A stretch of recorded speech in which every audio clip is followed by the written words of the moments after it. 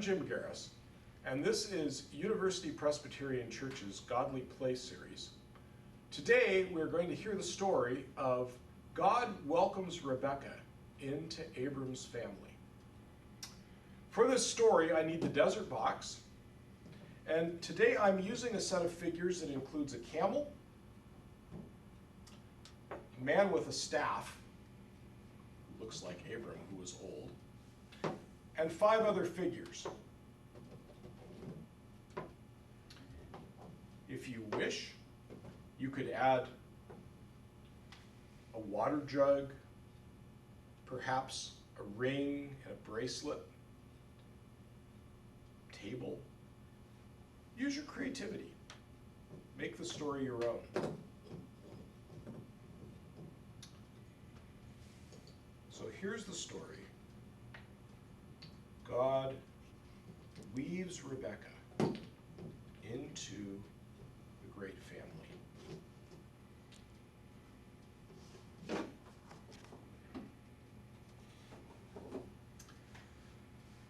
This is the desert. The desert is a dangerous place.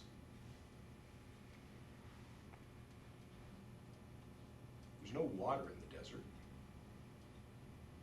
If you don't bring your own water with you, you'll die of thirst in the desert. And if you don't bring your own food, you'll starve. People only go into the desert if they have to. But so many of our stories in the Bible happened in the desert that we have our own little part of the desert right here in our classroom. Today, we're going to hear a story about Abram's family. Remember, when Abram was in Ur of the Chaldees, God came close to Abram, and Abram came close to God. And God told Abram that he wanted him to leave his homeland, leave all of the people and things that he had there behind, and he and Sarai should set off and follow God to a place that God would lead them across the desert. And there God promised he would make Abram into a great nation. He promised that through Abram, all the peoples of the earth would be blessed. God led Abram and Sarai to the land of Canaan. And there, Abram prospered, his herds became numerous, and he acquired many servants and great wealth. But for many years, he did not have any children. But finally, God answered Abram's prayer and gave Sarai and Abram a son, Isaac. And Isaac grew, and Abram and Sarai grew old. And Abram wondered, Isaac doesn't have a wife. How can God make this family as numerous as the sands on the seashore?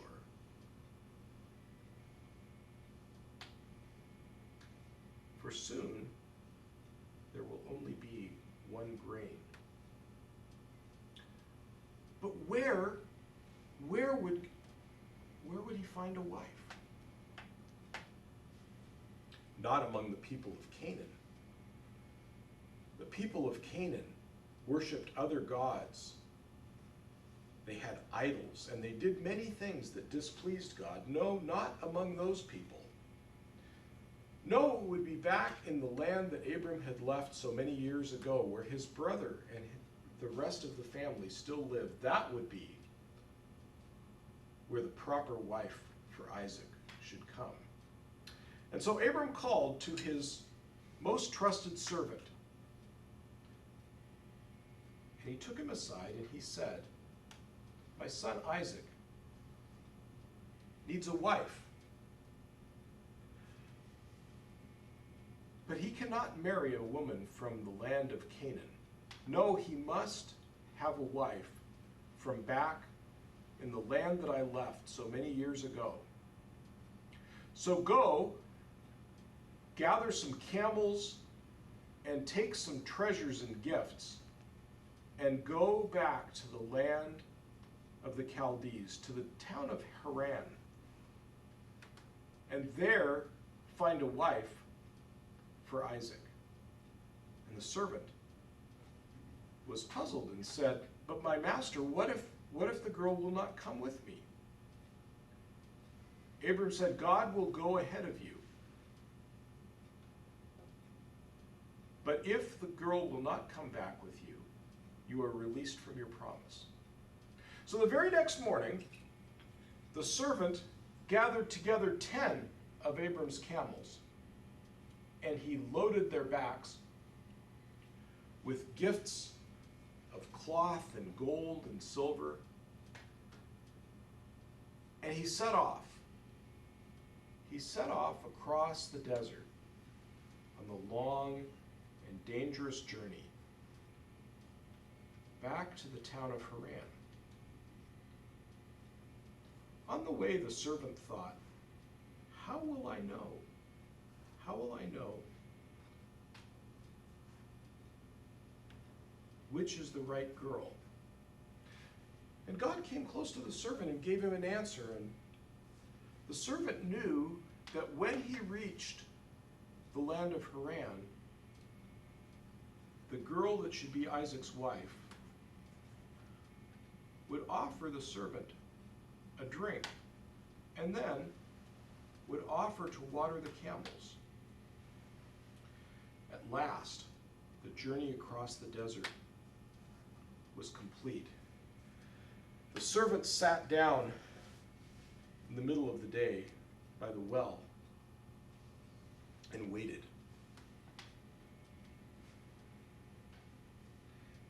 After a little time, a young lady came to the well, and she offered the servant a drink. The servant thought, "I wonder if this could be the one." When she brought him the drink of water, she said, "May I also give you some water for your camels?" And so she went and carried water, and one by one, each of the 10 camels drank their fill of water. The servant thought in his heart, "This is God's answer," and he thanked God. And he reached into his bag and he took from it a ring and 2 bracelets. And he tucked them into the bag that he carried, and he asked, "Would there perhaps be room in your father's house for us to stay tonight?" And the girl said, "I am Rebekah. I am the daughter of Bethuel, the son of Nahor." And the servant thought, Nahor, these were Abram's people. God had answered his prayer. This was the girl. And so they went, and that night, Bethuel, Rebekah's father, and Laban, her brother, and the servant ate a great feast. And the servant told Bethuel and Laban about how God had blessed Abram and Sarah and Isaac in the land of Canaan, and how they had become wealthy, and how Isaac needed a wife. He told him about his father Abram's command, and he told him about the journey. And then he asked, "Would you allow your daughter, Rebekah, to become Isaac's wife.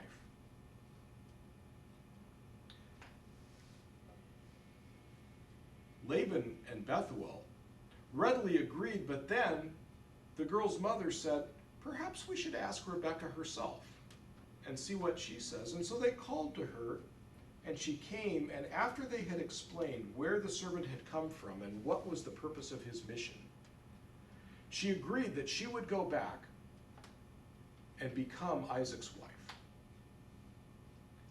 And so the servant left with Laban and Bethuel the treasures that he had brought, and the next day he saddled the camel, and he and Rebekah set off to return across the desert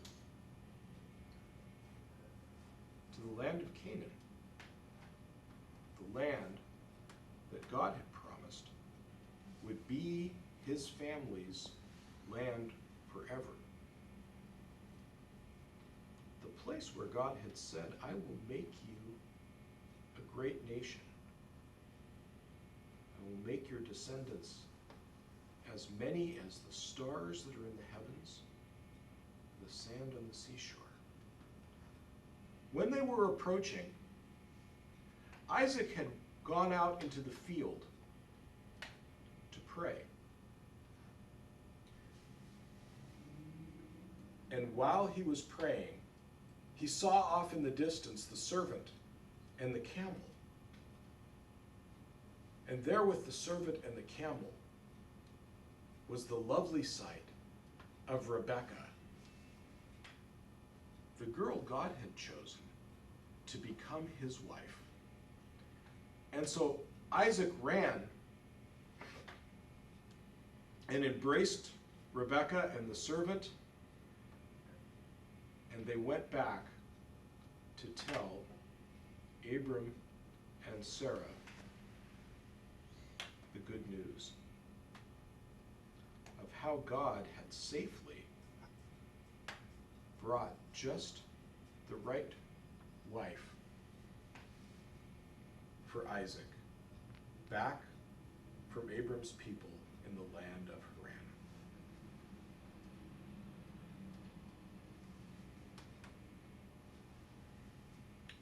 We have the camel, Abram, Bethuel and Laban,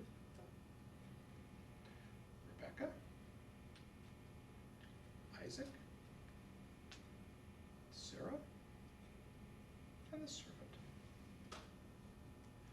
That is how God brought a wife for Isaac, Rebekah, and wove her into the great family. So I wonder what part of this story you like the best.